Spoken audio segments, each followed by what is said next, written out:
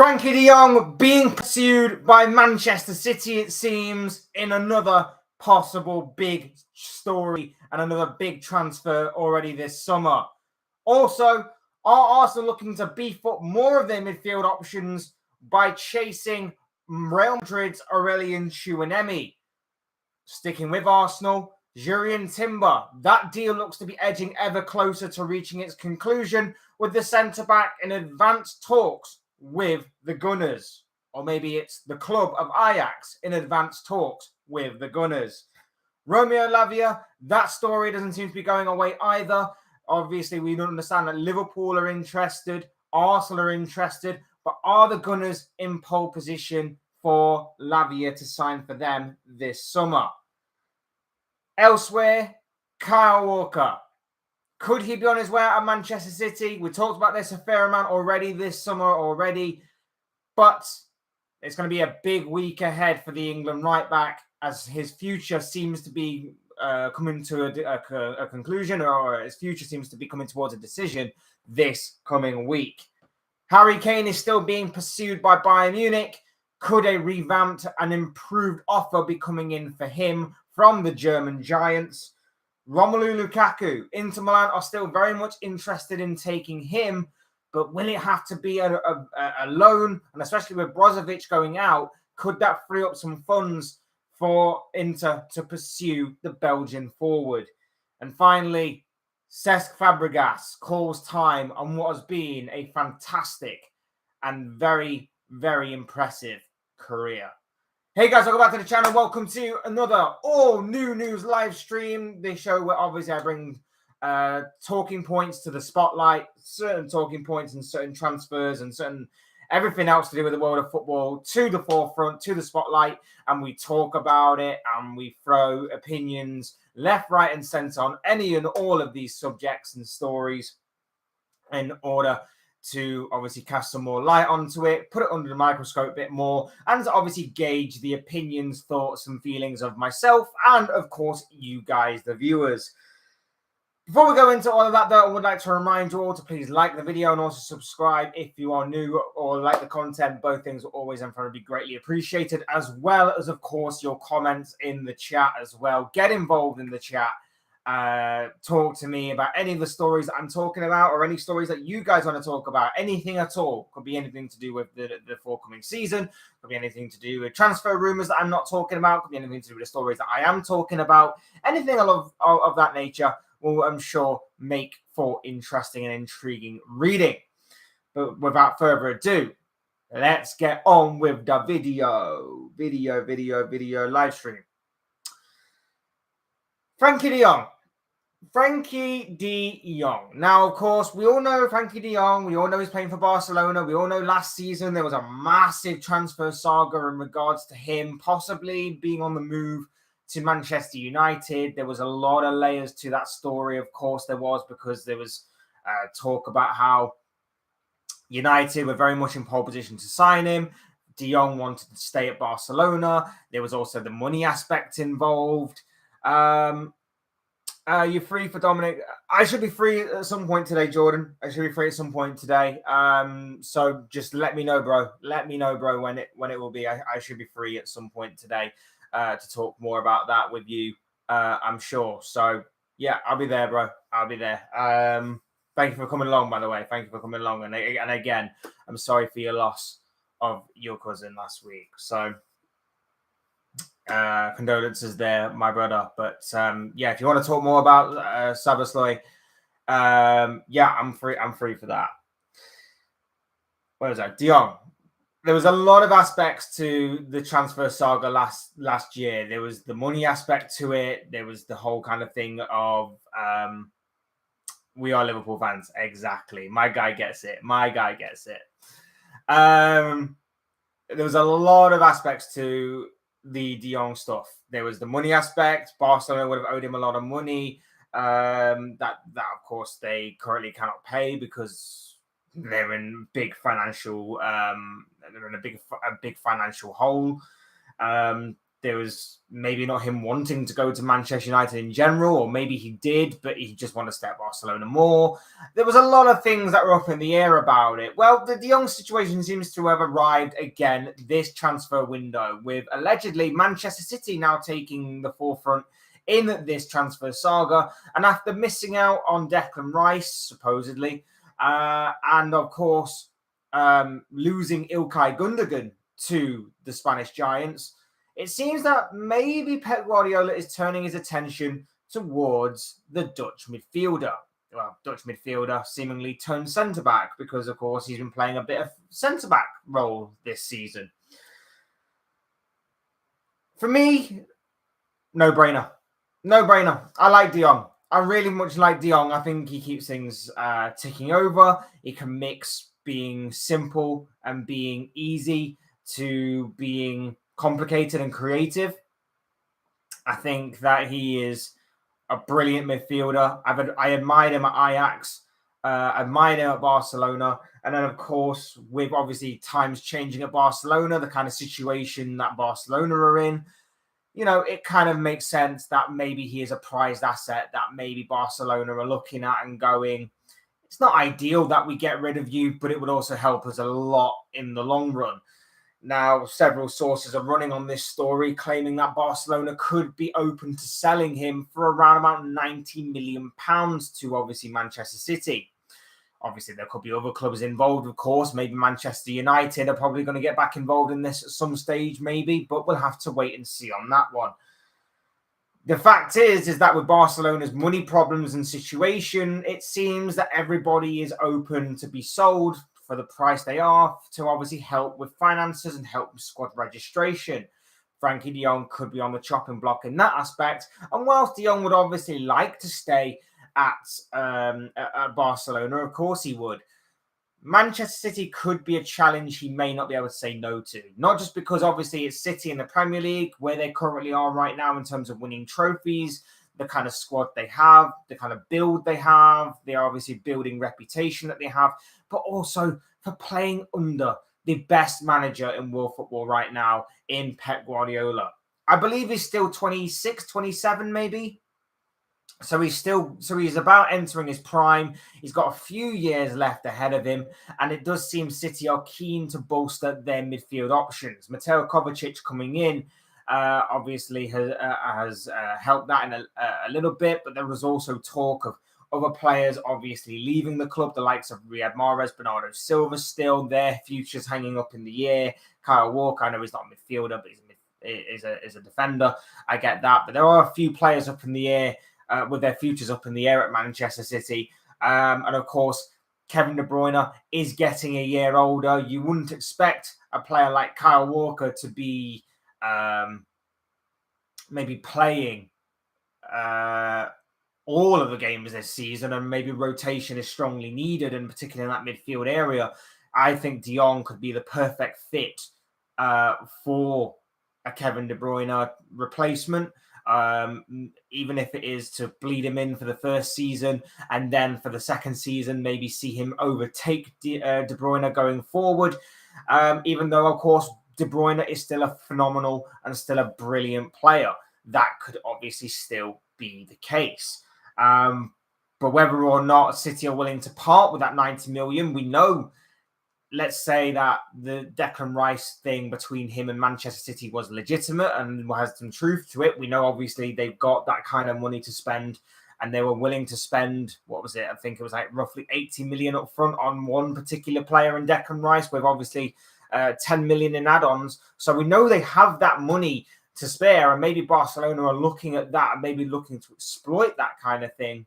Not that I'm saying that your City are cheap, of course not. City are definitely not cheap and definitely have money. But what I'm saying is that if they have that money to kind of go on Declan Rice for, maybe Barcelona will use that to their advantage in maybe negotiations, should they, of course, advance that far. But for me, like I say, I think De Jong is a fantastic player.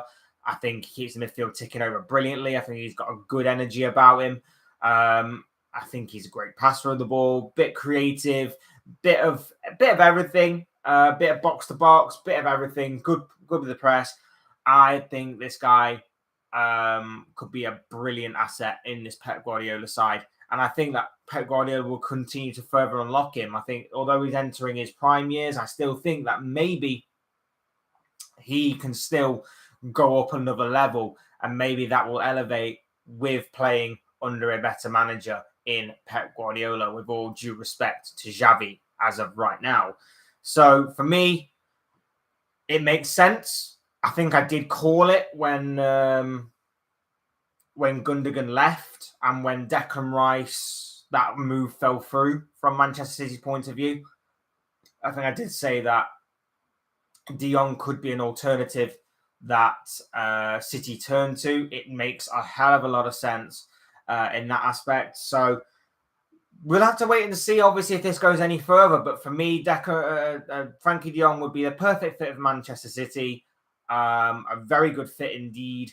And of course, only enhance and reinforce the options, the squad level, the quality, the depth that Pep Guardiola has the luxury of having as Manchester City manager.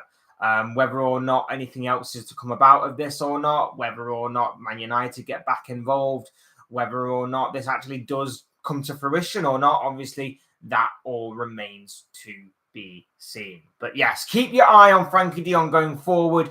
It does seem that Barcelona are again willing to maybe entertain offers in regards to the Dutch midfielder's availability. Whether or not that will happen or not, again, I think more relies on De Jong than it would on Barcelona. I think they'll be happy enough to see him go, to obviously aid them in terms of their squad registration and financial benefit. But we'll obviously have to wait and see on that one. But yeah, keep your eyes on that one going forward. Next up, we're going to talk a little bit more about Dominik Szoboszlai, as Jordan put in the chat. Just a little bit on this. I obviously made a stream about it on Friday night when obviously news broke that Liverpool had triggered the release clause. So do go back and check out that live stream if you haven't already. But yeah, it does seem that it's all done and dusted as of right now. He's set to be unveiled today, maybe, as a Liverpool player. We'll wait and see, obviously, if that is to be the case today. But it does seem imminent. It does seem like there's no U-turn in the future, in the pipeline. It does seem all done and dusted. Dominik Szoboszlai is a Liverpool player. We are just waiting for official confirmation, the official announcement. Maybe they're just tying up all the loose ends right now.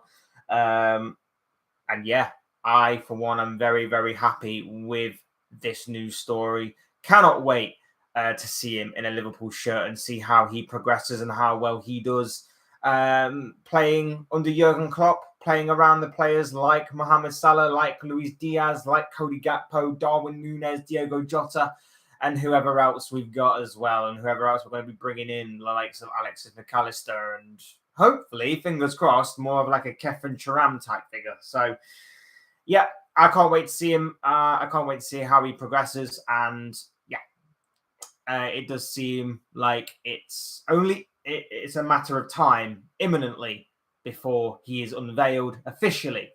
Done, dusted, official, confirmed, signed, sealed, and delivered as a Liverpool player. So, cannot wait for that. Next up, some Arsenal talk. Interesting one, this one. Aurelian Tchouameni. Aurelian Tchouameni. I keep saying Tchouameni. It's Tchouameni. Tchouameni. It's M before N, not N before M. Tchouameni. He could be the subject of some transfer speculation as well. Now, of course, we remember last year where it was a bit of a saga between him and where his footballing future would lie. There was obviously interest from Liverpool. There was interest from Real Madrid. And between the two, he chose the Spanish Giants over the Reds and has had a pretty tough season, I guess is fair to say. He's made 50 appearances. He's in all competitions for Real Madrid this season. He scored no goals, but has assisted 4 times. But has really, I wouldn't say really struggled, but has kind of struggled a little bit to nail his place down in the team, to adapt to Carlo Ancelotti's way of playing. And it seems that Real Madrid could possibly be open to selling him. Now, how much truth there is to this story, I don't know. But it does intrigue me, this one, because there seems to be a fair amount of interest and a fair amount of speculation that is growing in regards to the French midfielder's future. Liverpool were in talks, or Liverpool were linked with maybe signing him this summer as well. That talk may have slowed down because the signings of Sabasloy and McAllister may have taken up a large amount of transfer budget that may obviously go on a cheaper alternative in that midfield, because we still believe that Liverpool are after a third midfielder, more defensive midfielder. So Tchouameni does fit the bill there, but maybe they are looking for a slightly more cheaper alternative. Obviously, Manchester United have since been linked, and Arsenal have since been linked as well. So this one could be very interesting to see if there's anything that's going to develop from this, but it does intrigue because he is a very good French midfielder. We know how good he can be. He's just found it a little difficult to obviously adapt to Real Madrid, it seems, live up to the hype and expectation. Maybe Real Madrid are indeed open to selling him. Maybe Real Madrid are indeed open to the idea of maybe moving him on. We know that there are certain financial issues when it comes to Real Madrid that could play its part in this situation, in this saga. We know that obviously they've just signed Jude Bellingham for over 100 million. But it'll be interesting to see if there's actually any truth to this.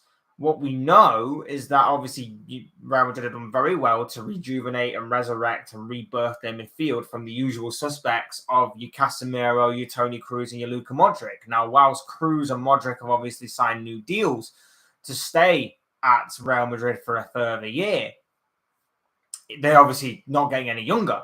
They're not going to be around for much longer. Over the past couple of years or so, Real Madrid have made Camavinga a star signing. They've obviously brought in Tchouameni, and they obviously have Valverde that can play a part in there. And of course, their newest acquisition in Jude Bellingham to add to that midfield mix.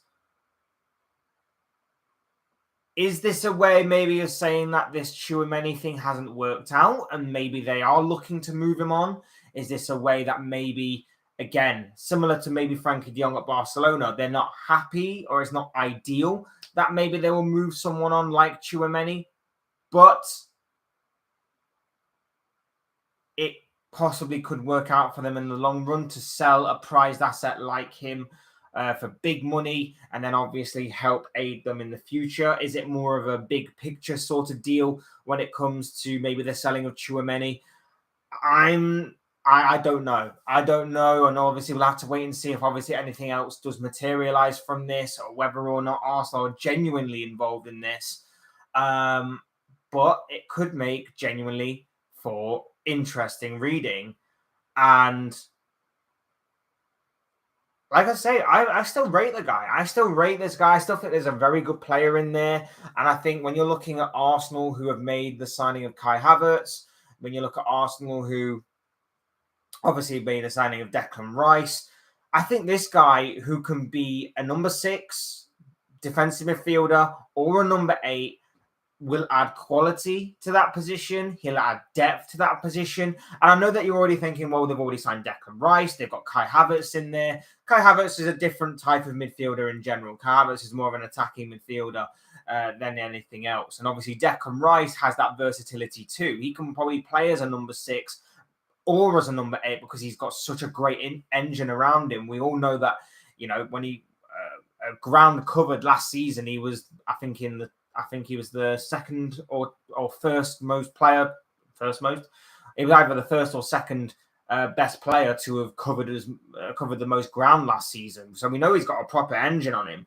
But Tchouameni as well has that in his locker as well. He has that engine on him. He has good technical ability. He keeps things simple. He's not fancy or he's not flashy in any sort of way, but he doesn't need to be the most creative or the most skillful technical player you've ever seen. He just needs to be in that midfield to break up play, keep things simple, and transition defense into attack.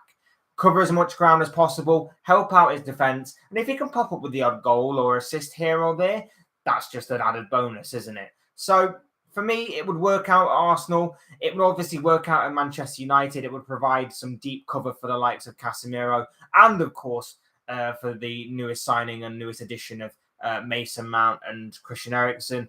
But again, I do question, after buying Mason Mount, whether Man United's interest is legitimate and genuine, because obviously I think they've got other areas of their team that need addressing more, mainly the goalkeeper and striker situation, in my opinion.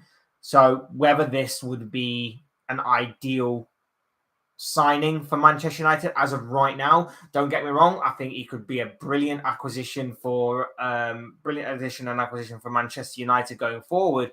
But when your squad needs other players in other areas, is it ideal to go after a player like this and risk maybe falling away because key parts of your squad are still needing to be filled? So that's why I question the Manchester United link. But for Arsenal, it could be an incredible signing. And obviously with the Thomas Partey future still up in the air as well, it would add some depth to that area, and a midfield of next season of some sort of like double pivot maybe, or a trio of the likes of Tchouameni, Declan Rice, and Martin Odegaard is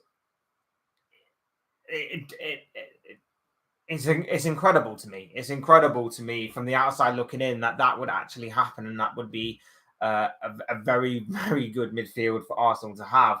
And they go from strength to strength. And from there, you'd have to hope that Arteta can put it all together and hopefully for them, get something out of it. Get some sort of trophy or get some sort of good Champions League run or something out of it to obviously to bring it to the forefront, to bring it to fruition, and to make it all combine very well. Whether that will happen or not remains to be seen, but it is at least positive signs from Arsenal's point of view of a bit of ambition, a bit of optimism. Obviously, Declan Rice aided that a lot, but I think he can be only enhanced by this kind of signing. Whether it does happen or not, though, remains to be seen. I don't think it necessarily will. I mean, the price tag that seemingly Madrid may be considering is something in the region of 70 to 85 million. Something in that line. I've seen different reports state something along those lines. So it's not incredible amounts of money, especially when you consider that Arsenal were considering going after Moises Caicedo, who would cost around about 100 million, give or take. So it's not at the realms of possibility for Arsenal to consider this option, especially if they are considering boosting and bolstering their midfield options. So I'd say watch this space on this one, because if Real Madrid are genuinely open to it, if Arsenal are looking at spending even more money than, what was it, like the 160 odd million that they've already spent on the likes of Kai Havertz and Declan Rice, it's not out of the realms of possibility that this could come to fruition. And it could be very intriguing for everybody involved watching Arsenal go forward this summer. Because, as our next story suggests, they could also be adding a defender to that mix as well in Aurelian Tchouameni. This move seems to be advancing, and talks are that Arsenal are getting closer to completing this deal. According to Fabrizio Romano yesterday, Arsenal are getting closer to completing Aurelian Tchouameni deal. Sources feel it will be done next week. Negotiations at the final stages since Thursday. More positive contacts took place. Payment terms being discussed with Ajax, and then time for medical. So it looks very promising from Arsenal's point of view that this is all happening. It seems very positive that, you know, Declan Rice is pretty much done.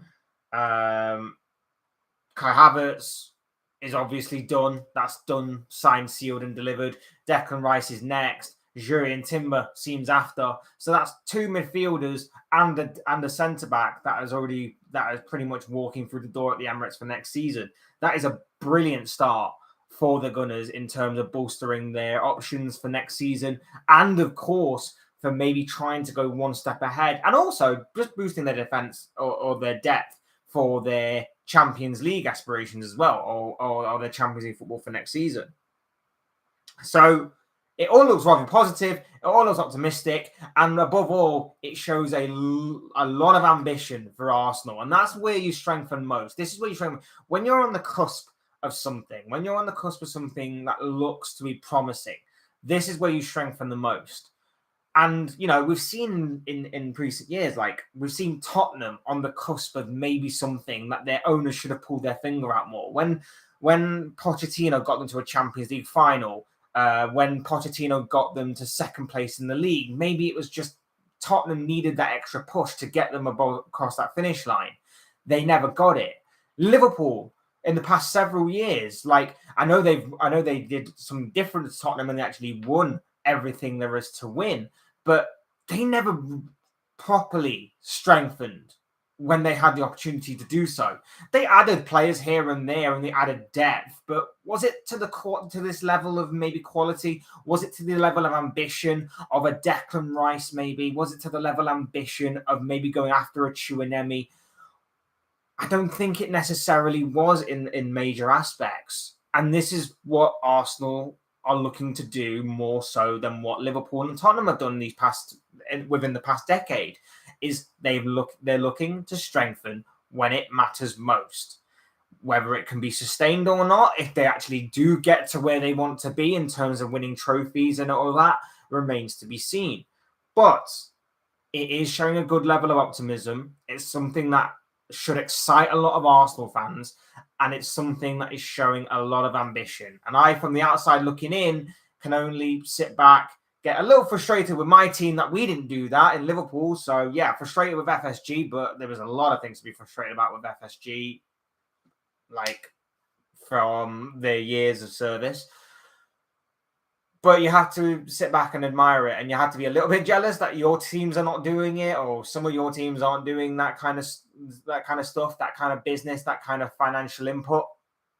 But at the same time, it is looking rather promising and pretty good as far as what Arsenal are concerned. And of course, they could add further onto that. We've talked Tchouameni. We've talked Aurelian Timber. What about Romeo Lavia, a youngster who, like I say, ask them.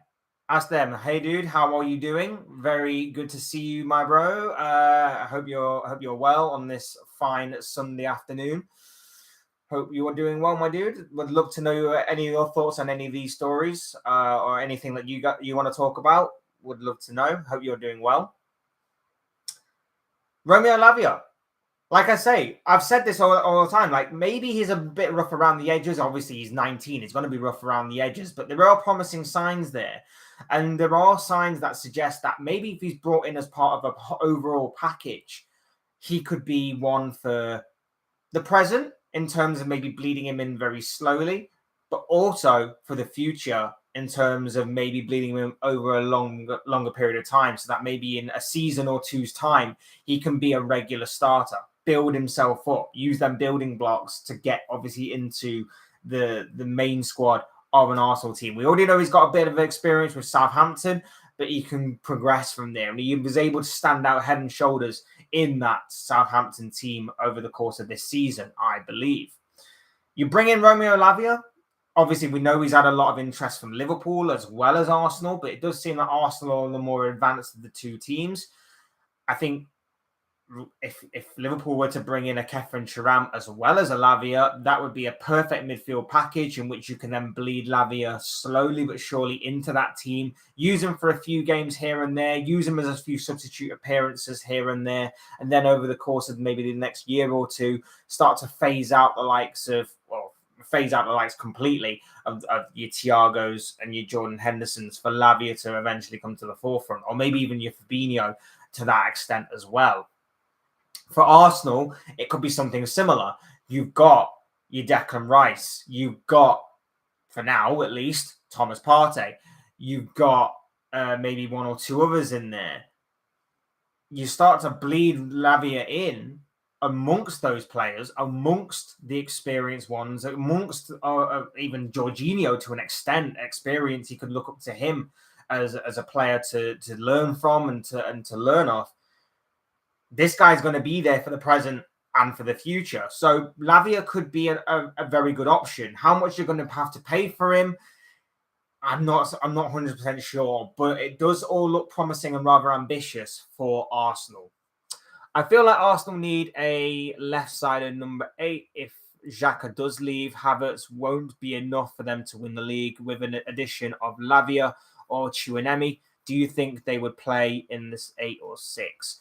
I mean, I think Declan Rice can probably be that left-sided number 8. I know that obviously he could be a number 6 as well, but we've seen him for West Ham. He tends to operate down that left-hand side a little bit. Now, whether that's just because of Souček being there, I'm not 100% sure, but there is a possibility that Rice could fill in that position. I understand what you mean in terms of if Xhaka does leave, and obviously Xhaka's been heavily speculated upon all of this summer. Wasn't he going to go to Bayer Leverkusen or something? I don't know what happened with that. Whether that's going to still happen or not remains to be seen. Havertz coming in, it'll be interesting to see where he does play. Is he going to be a second striker? Is he going to play off the striker in a number 10? Is he going to be a central midfielder like he was a little bit at Bayer Leverkusen? That's going to be interesting for, obviously, Mikel Arteta to find. Well, I'm sure he already knows, to be fair to him. Otherwise, he wouldn't have signed him. But it's going to be interesting for us to find out. Tchouameni obviously can be a number 8. He could also be a number 6. Boom Boy Man, big up, my brother. Big up. I'll get to your comment in a sec, bro. Tchouameni could be a number 6. He could be a number 8. Lavia, slightly the same. I feel like he's more of a number 6 because of how good he is at ball retention. But yeah, it's going to be very intriguing to find out if obviously anything does come to fruition with any of these players that we're talking about, and obviously they're being linked with Arsenal. But whether or not they actually do play in that kind of position, that kind of role. What's up, Boom Boy Man, my brother? Lavia is a must-buy for any club that can get him. I think he's the potential to be a great number 6 or 8 for many seasons to come. Absolutely. Absolutely. And I feel like for a lot of these other teams, it's now or never with Lavia. If I remember correctly, I believe Lavia does have a buyout clause, or a buyback clause, shall I say, in his contract with obviously his former club, Manchester City. I'm not 100% sure how much it is or whether that is legit or true. I do remember reading somewhere that I think he has got a buyback clause in his contract with Manchester City. So the fear obviously is that if he stays at Man City, 40 million activated next season, there you go, 40 million. 40 million pounds. If obviously he continues this upwards trajectory he seems to be on, I get it. He's going to be in the Championship if he stays with Southampton for next season. But, you know, there could still be some legitimacy there with Man City. They could still look at him and go, we made a mistake, but we've got a bit of a get out of jail free card to an extent in a buyback clause. We'll get him back for 40 million. We'll bleed him back into the squad, and he can take over from the likes of John Stones, Rodri in a year or two's time. Maybe that could be a possibility. So I think for Arsenal and Liverpool, if obviously they are to be involved, there could be a sense of it's now or never in terms of obviously Manchester City's potential influence on this guy for next year if they decide to obviously activate that buyback clause. But I 100% get what you're saying. Like, this guy does look a little rough around the edges, but as far as what a future investment goes for the next several years in terms of being a number 6 or a number 8, having that versatility, having that excellent ball retention, I do believe you're right. And I think that he's got great potential to be a solid number 6 or number 8 for years to come. Yes, but the asking price has increased from 15 million to 20 million plus 5 million in add-ons. Here's the question though. Would you want to keep Xhaka? I know obviously you bought in Rice. I know he's had a very good season, Xhaka. I think he fell off a little bit towards the end of this season, like a lot of Arsenal players did, with all things considered. But would you want to keep Xhaka, or do you think that this is maybe Xhaka's limit? Is this maybe the highest level of performance that you can probably expect from Xhaka? I know obviously you're bringing in Declan Rice. I know you're linked with all these other midfielders. I know you brought in Kai Havertz. Would you want to keep him for another year or so with that experience factor, with that obviously, with that kind of leadership he sort of brings to the team?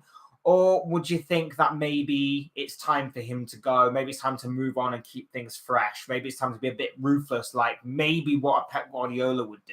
I'm interested to hear that. Might be a hot take, but I think Declan Rice will be one of the best DMs in the world under Arteta. I would say, judged off this past season, I'd say that behind Casemiro and Rodri, he probably was the best DM. Behind those two, for this season, like in terms of his age, in terms of the leadership he brings, in terms of his the ball retention, in terms of obviously his ball winning back abilities, and obviously his engine, like he can run up and down that pitch for 90 minutes and more.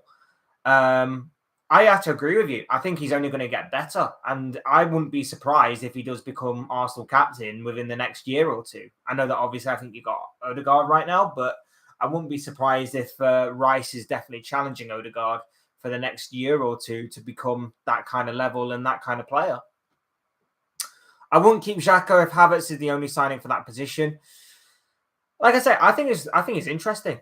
I think it's going to be interesting to see what happens with Xhaka. And I know that obviously there's speculation surrounding Thomas Partey. There's obviously Mohamed El Neni to bring back in and decide where his future goes. I'm not sure if I'm pretty sure he's going to be going, but depends on obviously if you can find a buyer for him. I think isn't there Sambi Lokonga as well to consider? So there's a few bits of.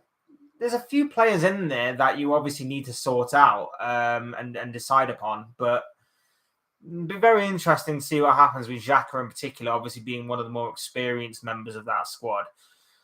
I want to keep Xhaka if Havertz... Oh, no, wait, I read that one. However, if we bring in another left-sided 8, then he can go. The likes of Lavia or Tchouameni would sanction a Xhaka sale, in my opinion. I think that would maybe be the tipping point, I guess. And in order to keep a bit of balance, maybe that could be the one in, one out kind of system. But at the same time, like I say, Tchouameni, I think would be perfect for Arsenal. High press, high intensity, keeps things simple, wins the ball back very well. I think he'd be a perfect signing. Lavia, not so much a perfect signing for the here and now, but maybe for the future. I can definitely see that happening. Rice will be better than Casemiro next season, I promise. Big shout. That is a big shout from Astem. Rice will be better than Casemiro next season. That is a big, big shout. Boom Boy Man, I know you're a Man United fan, so if you're still here, I'd love to know your take on that, bro. Big shout from Ask then there. Be interesting, that one. Be very, very interesting, that one. If you're still here, Boom Boy Man, I'd love to hear your thoughts on that one. That Rice will be better than Casemiro next season. Rice should flourish in Arsenal midfield. Absolutely. I've said this for the entire time that I've been talking about this Declan Rice situation.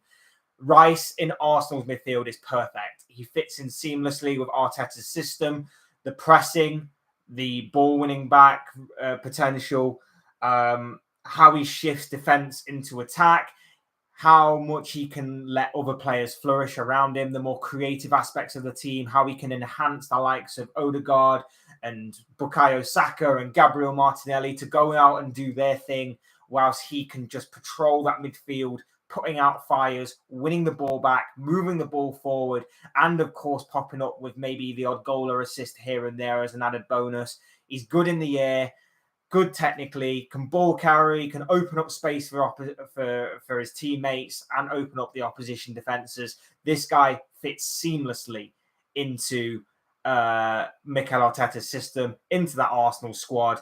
And I think he is going to be a phenomenal player for the here and now and for many years to come. Remember, he's 24 years of age. He's only going to get better playing around better players, with all due respect to West Ham, being around better players.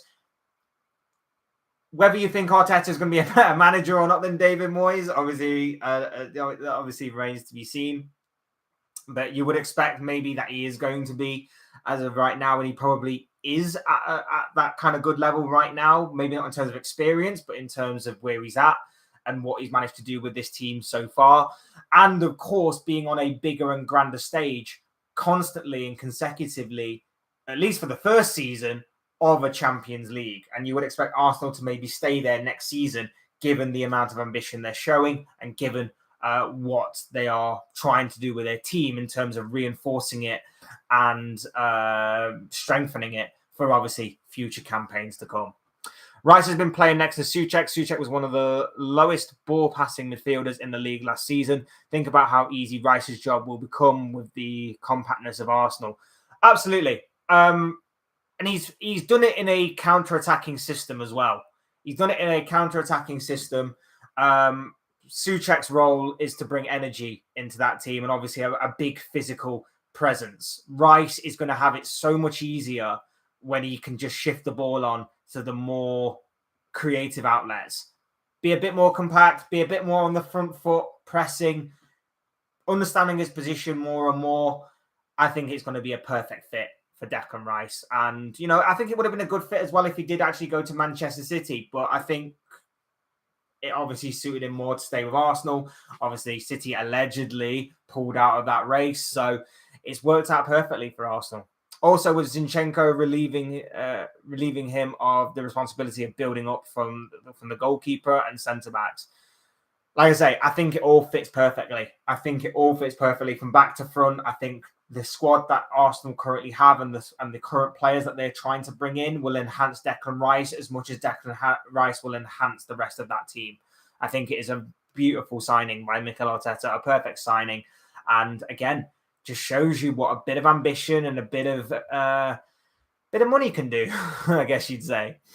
Casemiro was great last season before his second suspension. Wasn't the same coming back, but I think he'll be back to form now he's got a season under him. I think as well, Casemiro was playing a lot of games. I know obviously he missed a few with suspensions, but I think he played a lot of games and he was a vocal point, wasn't he, under Erik ten Hag? Everything pretty much went through him in that midfield, and you saw the difference when Casemiro was there in comparison to when Casemiro wasn't there. Maybe Mason Mount coming in, I think it will enhance Casemiro a little bit, and it will help him a lot. But at the same time, given the fact that you're going to be in the Champions League next season, more intense games, more high-pressure games, I still think you need to enhance that midfield area, particularly the defensive midfielder, and you need to obviously take the pressure off Casemiro a little bit, especially if he's going to be a year older and he's going to have to keep up with the intensity and the physicality level of the Premier League as well. Plus, if we get a ball-playing keeper, Onana's the most likely, we'll be able to play from the back easier, especially with Martinez coming back too. Heading out, bro. When will you be live next? I enjoyed this. Thanks, bro. I appreciate you coming by. I'll try and do this on a daily basis, so I'll be back at some point. If something big breaks, I'll be back maybe live for that. But I try and do this on a daily basis. So thank you for coming along, bro. Would appreciate if you like and subscribe, maybe. That'd be very much appreciated. But thank you for coming by and getting involved. I really enjoyed your input on all this. I assume you're an Arsenal fan, right? So thank you, brother. Genuinely, very much appreciated. Thank you very much. So very much appreciate that. I assume you're an Arsenal fan. But yeah, thank you for your input. Very much appreciated. And I hope to see you again in the next one. And yeah, Boom Boy, man. Like, Onana, perfect choice.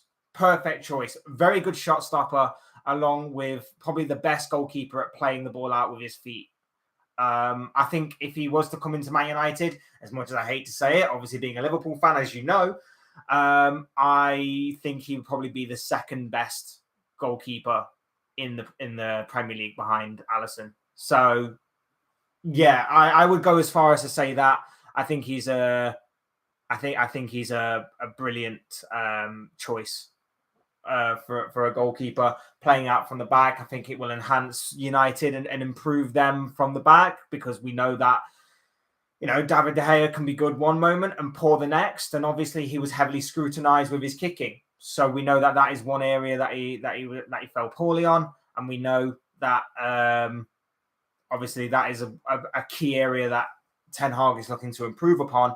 Onana would be the perfect choice. And you know that Inter have got financial issues. So you know that maybe you can rely on that to maybe strike up a very good deal if that is to be the case. I know you've just basically signed Mason Mount. That's to be all confirmed and everything. But I think the takeover is hindering a bit in terms of certain transfers and certain speculation surrounding United. But I think as soon as that all goes through and that goes off, I think it opens a lot of doors for United in terms of ambition, in terms of what they could possibly achieve going forward. And I'm very intrigued. I say I'm very intrigued. I don't want you to obviously be this good or anything, but from the outside looking in, I can't help but, you know, from a football fan's point of view, if I am to be neutral, intrigued as to maybe what United could potentially do with that kind of money, and with obviously people in power that are going to show a lot of ambition and want to obviously make an impact. Just remember, Rice will be better than Casemiro next season. Heard it here first. There we go. There we go. Aston says that, and Boom Boy Man replies with, "We'll see." So, going to be an interesting battle, that one. Going to be a very interesting battle, that one indeed. A midfield three of Casemiro, Bruno, and Mount should be a lot better when trying to break teams down next season. Yeah, I think, especially in games where you're not going to have a lot of possession, I think that would be great, because Mount provides just so much energy. You see it when obviously last season when Eriksen was playing, and you saw that when teams were against you and had a lot of possession themselves, Eriksen looked a bit lost in that mix. It's going to be a lot better to break teams down in that aspect. I think Mount's movement is something that is quite underrated. I think he's got a bit of creativity about him, got a lot of energy, obviously, about him. He's not really... Best way I can describe him is he's got a bit of everything. He's a bit of a jack of all trades, master of none, but he's still going to be useful. He's still going to be very, very useful. Is he the perfect choice? Maybe not. Is he worth the 60 million that you paid for him? Definitely not. But at the same time, you've got to consider a bit of English tax on there as well. He's still 24 years of age. And I think you're buying him mainly to, in my opinion, enhance and improve upon the likes of Bruno Fernandes and Casemiro, who are still stunning as they are. But when you've got legs in that midfield, like you have with Mason Mount, it's going to make Casemiro's job a lot easier. It's going to mean Bruno doesn't have to track back as much. Not that he likes to do that as much anyway, especially in games where he's a bit annoyed and frustrated. But it can also help him in terms of that aspect as well. Win the ball back, transition defense into attack, give it to your more creative outlets. Look at Rashford running down the left. Look at Anthony running down the right. Bruno running through the middle. And maybe if you buy a striker, that will also enhance him as well. I know Mount had a bad season last year, but we were saying the same thing with Rashford, and then he put his best season in. So I trust Erik Ten Hag's decision on this one. I 100% agree with you. Like, I don't want to obviously say it again because I'm a Liverpool fan, but at the same time, I 100% agree with you. I agree that you shouldn't judge someone on a bad season. And I think under Mason Mount, the issues he's faced at Chelsea over these past few years, obviously with him having like 3 or 4 different new managers in the past couple of years, 2 of them being Frank Lampard of all managers, playing under different styles, different ownerships, different midfields, squad rotating around him at will. I think he hasn't had a bit of stability or reliability in that Chelsea team.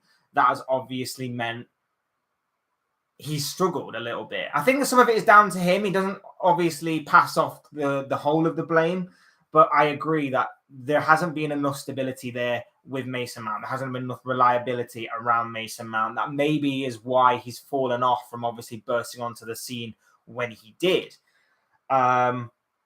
But there is definitely a player in there. I know when he was linked with Liverpool, I basically said that I like him to an extent. I think he would be good for Liverpool in terms of what Jurgen Klopp will look for. But I didn't agree with the price tag. I still don't agree with the price tag. But I know there is an okay to a decent enough player in there that will not be world class by any means of the imagination, but will be good enough. And players, and you look across teams of history, players like that are littered throughout great teams. Man United, when they were on top form, you know this. Darren Fletcher, he wasn't world class, but he was still a good player because he understood his role and he worked very well within that team, within that squad, that when called upon to do so, would fill in a job. Mason Mount can do the same.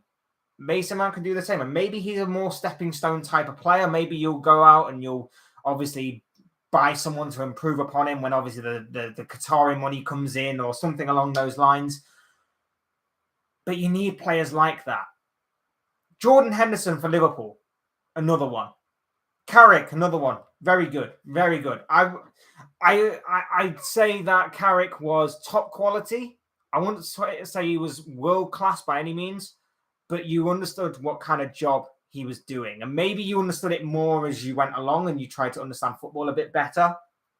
But yes, I agree with you. Carrick is another one that never really had his name in lights, but was always super solid for us. Very consistent, went under the radar because he would do more of the industrial side of work. He would do more of the donkey work, so to speak. His job in that team would often go very much under the radar because I don't think maybe the defensive side of the game may have been as put under the microscope or as utilized as much as what it was, as what it is now. You look at the key players, you look at the key position in any team. Defensive midfield is probably the hardest job to play and is yet the most important. Look at Rodri for Man City. Look at how much of Pep Guardiola's system and style of play goes through Rodri. Everything does. That's why he has the most touches. That's why he has the most passes. Defensive midfield, hardest job to play. And I think it deserves more respect and more credit. And I agree with you. Carrick in that role was very much underestimated, was very much underutilized, and was very much overlooked, I guess you'd say. Dominic looks like a great bit of business for you guys, though. Yeah, I'm very happy with it. Very, very happy with it. He looks to have a bit of everything about him in terms of an attacking sense, bit of technical ability, bit of skill, bit of flair, bit of versatility to his game, big engine, can move from an attacking role, being a bit of a playmaker, to being a bit more of a number 8, box to box, to being a winger. I like him. I think he's got a bit of everything about him. And like I say, I cannot wait to see how he fits in with his Liverpool squad. And again, it enhances our squad and the players that we have. I think it's going to do Mohamed Salah the world of good. I think it's going to do Luis Diaz the world of good. And I think especially it will do Darwin Núñez the world of good as well. Having someone he can probably play off and probably look to work off a little bit more. But yeah, I'm very, very much interested in seeing how he progresses. Very much interested in seeing how this transfer window continues, basically. But yeah, we talked about a bit of United there. We talked a little bit about Arsenal, and we'll see, obviously, if anything does materialise with the likes of Tchouameni and Lavia. Harry Kane. Harry Kane. This one doesn't seem to be going away either. According to Ben Jacobs, Bayern are preparing another offer and are prepared to pay around £80 million for the striker. They are still hoping Kane helps drive a move, which could be key. Spurs' position remains any offers received will be rejected. Jonathan David is one name Spurs would consider if Kane does depart. Intriguing. Obviously, the overall feeling is that Spurs are going to say no to every offer, but as we know, they may say that a player isn't for sale, but everybody has their price, and we know that And obviously, if Bayern Munich were to come in with a big enough offer, or anybody was to come in with a big enough offer, we know that Daniel Levy, as a businessman, would genuinely consider it. And obviously, we do know that there needs to be a bit of help from Harry Kane in this as well. Harry Kane needs to get out of Tottenham. I've been saying it for years, and I'm not the only one. A lot of people have been saying it for years that Harry Kane needs to get out of Tottenham if he wants to build up a legacy for himself in the game as a great player, to be a part of trophy-winning sides. I've said it before. It's okay scoring all of these goals, but if you're not winning trophies in order to build towards them, what is the point? Like, it's going to be great for him if he does go on and break Alan Shearer's goal-scoring record. Fantastic. But individual achievements are not really the name of this particular game. And if you wanted to be an individual kind of sportsman, if you wanted to be an individual star, take up golf, take up tennis. Winning big trophies is what obviously this sport is about. And he's not going to do it at Tottenham. As much as I rate the business so far of what Ange Postecoglou's done since coming in, signed a goalkeeper, signed James Maddison. I still think that James Maddison signing is a quality signing. It's not going to help Tottenham in any way, shape or form, in my opinion, get a trophy. Whether it be something as minor as the League Cup, or whether it actually be the big one in terms of the Premier League, it's not going to help Tottenham this season or in future seasons to come, I don't think. I'm not sure Kane truly wants to leave Tottenham. He could absolutely push for a move, but I don't think he is doing so. I don't think he wants to harm his reputation at Spurs. I think he wants to leave, but I think he wants to do it in the most professional way possible. Because I think he would have kicked up more of a fuss by now. I know that obviously people will say, oh, but last year or the year before, when he obviously was linked with City, he didn't turn up for training for a couple of days. And then Tottenham tried to disguise it as there was a miscommunication. He was meant to be back, but he informed the club he wasn't back, or something along them lines. You don't know what to necessarily believe, but I just don't think he wants to really harm his reputation at Spurs, in all honesty. I understand where you're coming from. I get it. But doesn't that just show maybe a lack of ambition? Doesn't that show a lack of maybe faith in his own ability? Like, he's, as daft as that sounds, being one of the most prolific and deadly strikers in the game right now, it's mad to think that a player of his ability and his quality doesn't want to win trophies anywhere else. Now, I've said about the Bundesliga and I've said about Bayern. It's weird to me that Bayern are the only one, well, seemingly right now are the only ones involved, because Bayern don't spend big money. Bayern don't spend 80 to 90 odd million on players. They just don't. It's Bayern. It's the Bundesliga way of doing things. It's a German club way of doing things. They don't spend lots of money on this. But so to show that they're willing to part with around 70 to 80 million right off the bat in terms of negotiations shows that maybe they are willing to push the boat out a little bit on this one. But if he does go there, that pretty much seals the Bundesliga title, in my opinion, right off the bat. And now I know that obviously Bayern have won the Bundesliga for the past over 10 to 12 years or so. But they came very close to obviously losing it this season. And if obviously Dortmund had held their nerve, they probably could have lost it. They probably could have lost their throne and their crown this year. But Dortmund ultimately bottled it. And Musiala proved to be the hero for Bayern in the very latter stages of that last day of the season, for Bayern to obviously go on and win another Bundesliga title. For me, Harry Kane wins it right off the bat. The German league is not too dissimilar to the Premier League. He's obviously going to be playing for the best club in the Bundesliga. He's going to be playing with the likes of Serge Gnabry, Leroy Sané, Musiala, all of those, Sadio Mane, even if he decides to stay. Man's got it all good over there. Like Champions League, where he's really going to be judged upon. But for him, he won't care. Like, he's winning trophies. He's winning Bundesliga titles. Now, it may be easier. It may be only slightly, it might be easier than winning it elsewhere, with the exception of maybe the French league, of course. But is he going to really care? Is he going to really care when it comes to his retirement and he's sat there with a few Bundesliga trophies, a few German cups? Maybe even he helps win Bayern Munich another Champions League trophy between now and the end of his career. Is he going to care that maybe he missed out on breaking Alan Shearer's goal scoring record? Is he going to care that much? I don't think he will. I don't think he will. Kane deserves to finish his career with a trophy somewhere, 100%. Absolutely. I agree. You can't score all the goals that he has and it not be for nothing, surely. Surely not.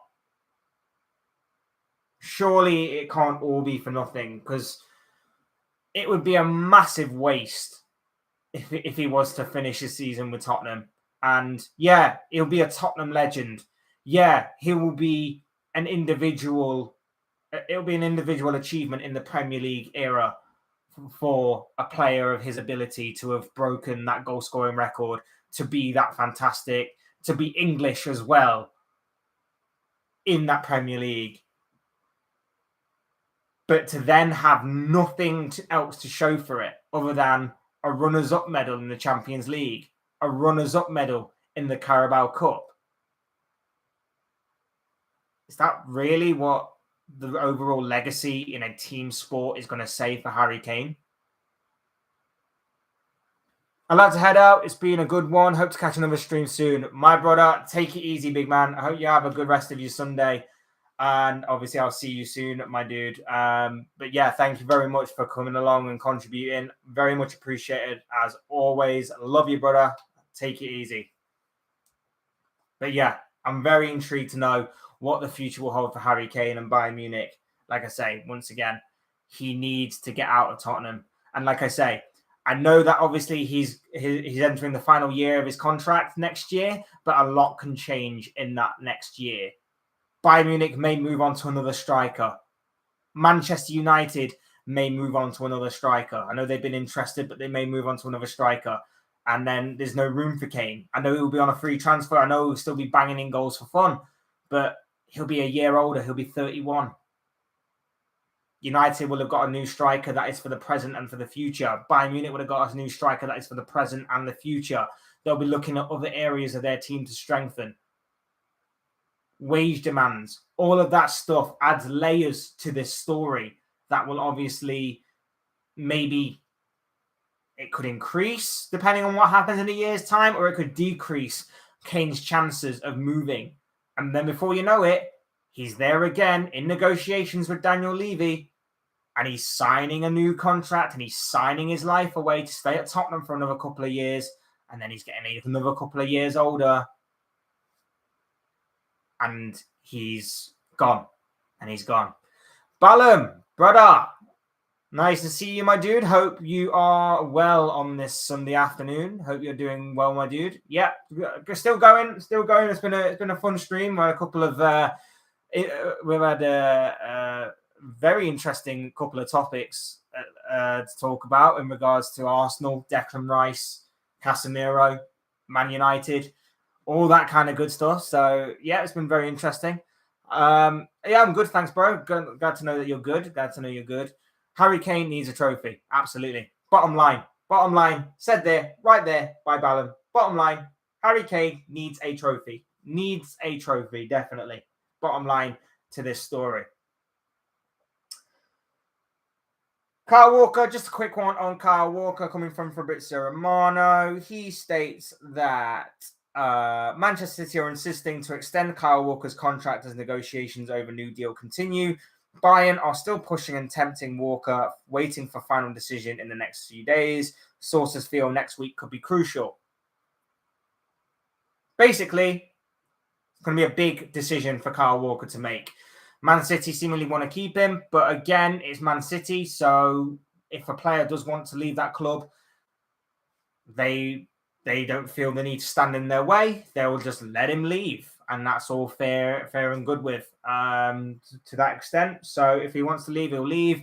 City will move on, and then they'll probably put his wages towards Gvardiol or something. Depends what's going to be made of that.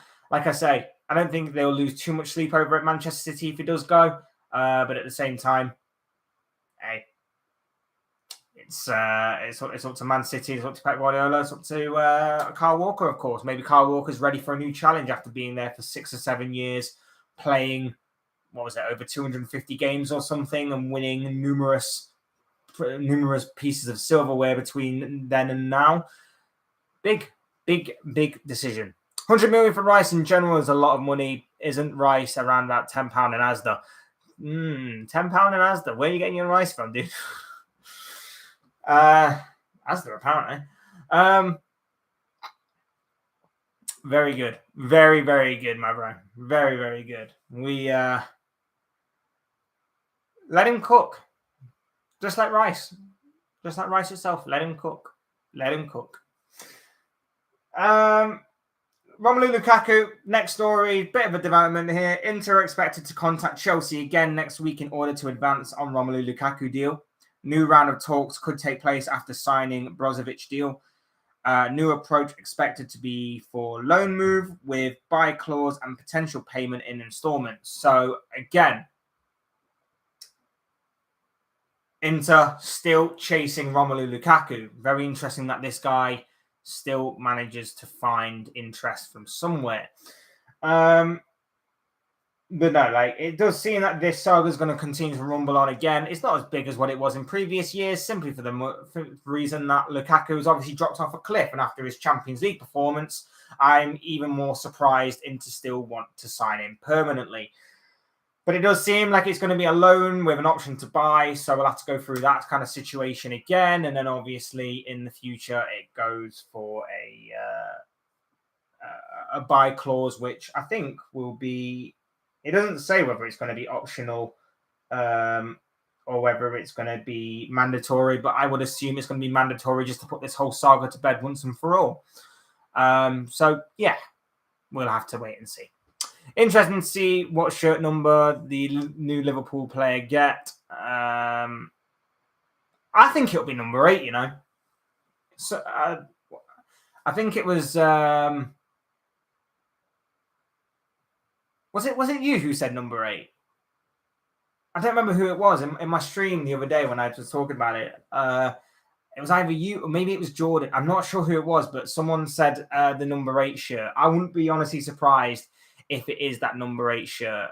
So, wouldn't honestly be surprised. Interesting. Inter sold Brozovic for some money. Yeah, I think hasn't he gone to Saudi Arabia? Isn't he another one of the players on the list of Saudi Arabia's newest acquisitions? Isn't Rice £10 or £20, or for Rice is some places, or is it cheaper? Depends. Depends how much you're getting. Depends how much you're getting. To be honest, wasn't me. The iconic number 8 was interesting. Well, let's face it. The bar is set high in history, but in recent history, Naby Keita had that number 8. So the bar isn't exactly set that high in that aspect. But if you're looking at obviously more history, you're looking at obviously Steven Gerrard right off the bat. So, yeah, I think it will be personally number 8, but we'll wait and see on the official unveiling when that does obviously come about.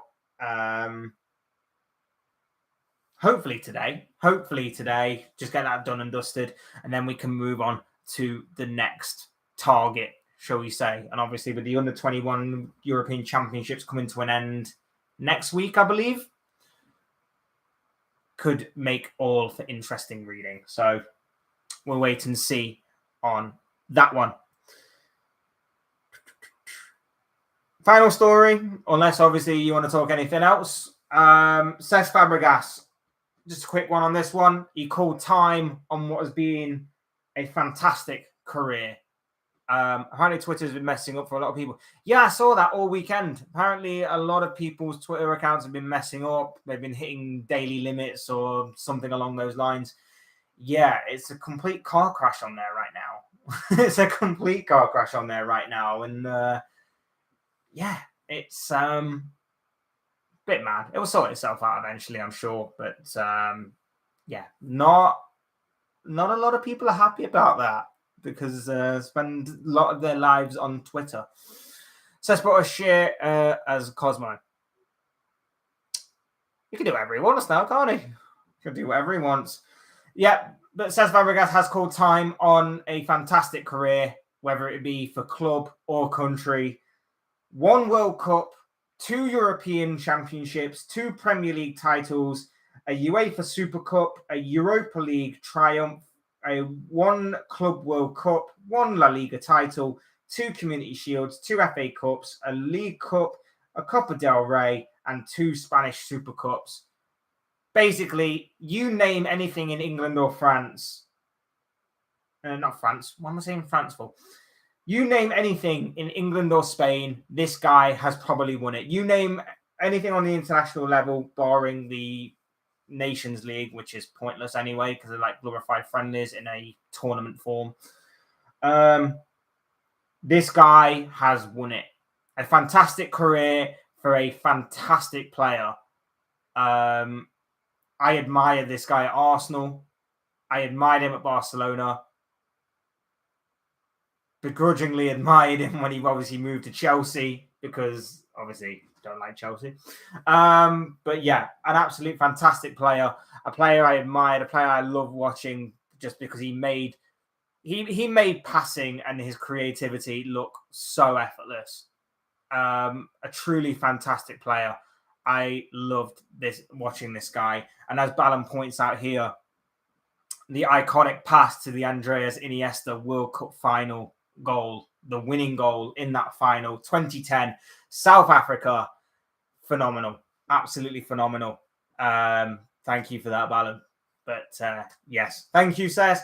Brilliant career and enjoy retirement. Like he's done a bit of punditry, hasn't he? So I'm guessing he's probably going to go into a bit more punditry down the line. Maybe even coaching role, perhaps. But we'll wait and see what the future holds for Cesc Fabregas. I imagine it's going to be punditry. Take care, Ballon. Thank you for stopping by, my dude, and contributing. Very, very good to see you as always, bro. Take care and enjoy the rest of your Sunday. I'm going to be wrapping up now anyway. So, been a very good stream. An hour and 12 minutes. Very good stream. Very much enjoyable. Just a quick one, actually, as we're talking. Breaking news from Fabrizio Romano. Tottenham have officially triggered the buy option clause for Pedro Porro. It was already mandatory, so just formal process completed. 40 million euro fee to Sporting for Porro, who's now 100% a Spurs player. So it seems that is done and dusted. 40 million euros, Pedro Porro. Obviously, bought in under Antonio Conte, and now he's obviously coming into a squad with Ange Postecoglou. Is he going to fit in with Postecoglou? With obviously being a mandatory fee, I'm not 100% sure. I'm not 100% sure what the kind of idea is there, whether it's going to work out or not. Tottenham haven't had the best of recent histories when it comes to buying fullbacks. So we'll wait and see on that one. Everybody buying football clubs, are you going to share a football club like Lincoln United? Maybe one day. I've got no idea about business or anything. It would just be pretty cool just to be like, yeah, there you go. I own part of this club now. That'd be cool. But yeah, wrapping up there. These are, of course, just the thoughts, comments, opinions, predictions, feelings, whatever you want to call it, of this guy. I want to know what you guys think on any of the stories that I talked about or anything that you want to talk about for future videos or live streams. All of that will make for interesting and great reading. I'm sure your thoughts, your comments, opinions, predictions, feelings, whatever you want to call it, in the comment section or in the chat, whichever one is available to you. I'm sure it'll all be great to view and great to see, great to read, and maybe great to talk about, like I say, for future videos. Thank you all so much for everybody who's watching, listening, and has contributed. All of it is greatly appreciated to me. So thank you very much on all of that today. Hope you enjoy the rest of your Sunday. Hit that like button on the way out if you enjoyed the video and live stream. Subscribe if you're new or want to see more content like this. Both things always have to be greatly appreciated. And as always, thank you all so much for watching and listening. I've been Fletch. This has been another all new news live stream, and I will see this with you all again soon in another video or live stream or whatever the hell it will be.